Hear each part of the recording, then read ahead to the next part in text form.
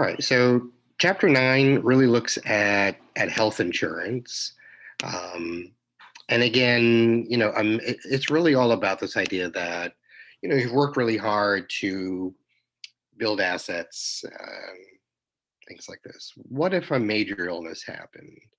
Well, a major illness, we are lucky in the sense that we live in a country that has, advanced um, technology and healthcare. We have a lot of drug companies that are coming up with, amazing um, drugs and vaccines and other types of things, et cetera. But it costs a lot of money. It's just one of those types of things. It costs a ton of money to have the best technology for healthcare, to have the best doctors trained on that. Um, it's just an incredible amount of money.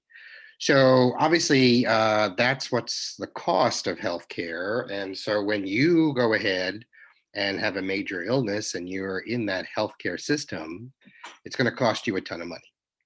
So insurance, health insurance specifically, is supposed to help as much as possible keep your financial wealth as healthy as possible, healthier than you are if you end up in the hospital, apparently.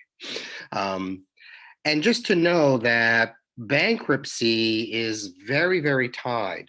The amount of medical debt that people have is very, very high. And that's even with insurance. So some insurance policies have strange features to them where only so much is covered, and you have to do the rest. Um, some procedures and other things may not even be covered under the policy that you do have. And so there's that false set of security that our health insurance is enough to save us from bankruptcy. And in fact, um, they're very, very good at sending out bills. Hospitals and other very, very good at sending out bills. And we'll talk about, how many folks do not have health insurance. I actually have the census data from last year that I will show you. And so you can see the most recent data we do have.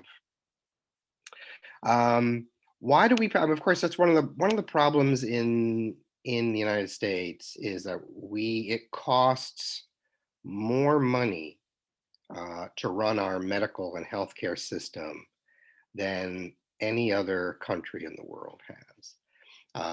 Although it's not to say that we're the only ones with these issues. We are not. There are other countries that also have healthcare costs that are getting higher, and they want to control them as well. But the United States certainly is the poster child for high healthcare costs, particularly with a population that is not fully covered by health insurance. And so it complicates things. And so again, we talked a little bit about why does it cost so much for medical care. We have incredible advances in medical technology, um, drugs, and other types of things. It's incredible what we're able to do. My dad's went through cancer. I mean, he's 80, and chemotherapy basically killed the cancer in his bladder. It's just amazing. I mean, that's unheard of. The fact that we can defeat cancer. Um, and so I think that basically speaking, uh, it's amazing what we do have, but it costs money to have that. We have a population that's growing older and older. We're living longer and longer, and so obviously we're getting older and older. And just like anything, the longer you're around, the more things start to fall apart. It's like kind of having an old car. If you take care of it, it'll last you a long, long time. But more and more things start going wrong. And so for us as human beings, um, the as we age, things sort of catch up with us. And so, and of course, if there's more older people and more things happen to older people, then there's more knocks on the door of hospitals and doctors and so forth. So this aging population is putting an enormous amount of demand on the healthcare system, which raises costs. That's what's happening with COVID. COVID is the demand for hospital services is so high at this point in time, just from COVID related illnesses, that it's driving those medical costs very, very high. Um, and of course, you have to understand our hospitals, our doctors, other types of systems. I mean, they're for profit. We don't have socialized medicine at all. This is a for-profit system, and so hospitals want to make a profit. Doctors want to make a profit. They all want to make a profit, and so they charge higher and higher prices to cover the costs. Okay, and so this is one of the you have more demand and so much supply. I mean, how many new hospitals are going up? Not that many. And so, but you have more and more people that are knocking on the door of hospitals. And that's what this is, poor demand and supply distribution of healthcare, because it wasn't quite planned very well. The hospitals were pretty local, and you got sick, you went and you needed something. You're most of the time your local hospital would be able to manage it. And most of these local hospitals were in small cities, and of course, the larger cities had the medical schools and the larger hospitals. Rural, I mean, there's really very few hospitals in the rural area. So, what happens if you live in a rural area, farming community, and you just don't have any access to a hospital because it's really none around.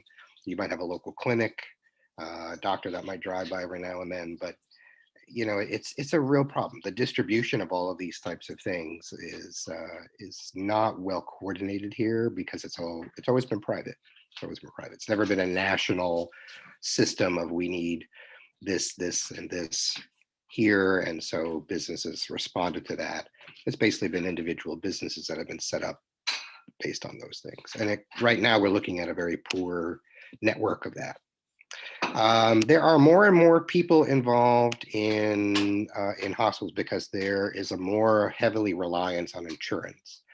And so, if you rely on insurance and other things to get paid, you need people to process all that type of stuff. So there are people processing you when you come in, and there's people processing you when you go out.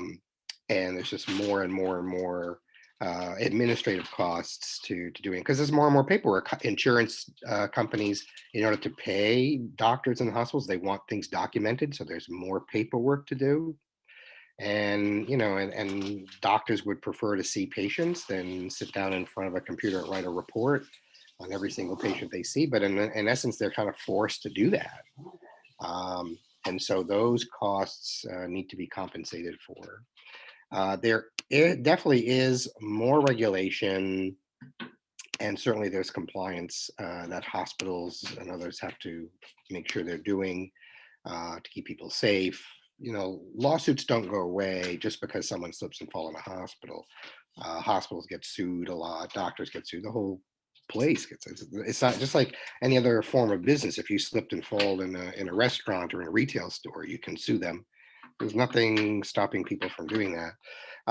So there's a lot more, and of course hospitals have to be super duper, clean and hygienic. That's what they're.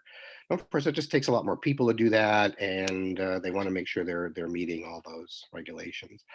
And then, of course, sadly, because we do rely on insurance, insurance fraud happens in every single form of insurance program, whether it's I showed you last time a little bit about auto insurance fraud, which is pretty common.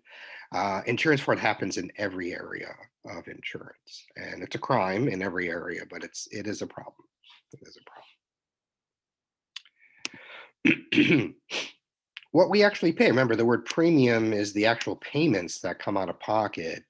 And as you see, just to have health care for the year, and these are averages. These are averages. So if you're a single person, in 2017, you would have needed almost $7,000 to have a health insurance policy for the year. Family coverage is nearly 3 times that. I can tell you that now I pay roughly about $500 to $600 a month for my family coverage, and my employer kicks in roughly about $2,000, $2,500. So My policy is roughly $24,000 to $36,000 cost to the employer. And again, most of this is we really rely on these benefits from employers. We expect in some way our employers are going to help pay for this. Well, as the costs have gone up, they've been basically saying, look, we can't pay for all of this. You're going to have to pay more and more out of your pocket.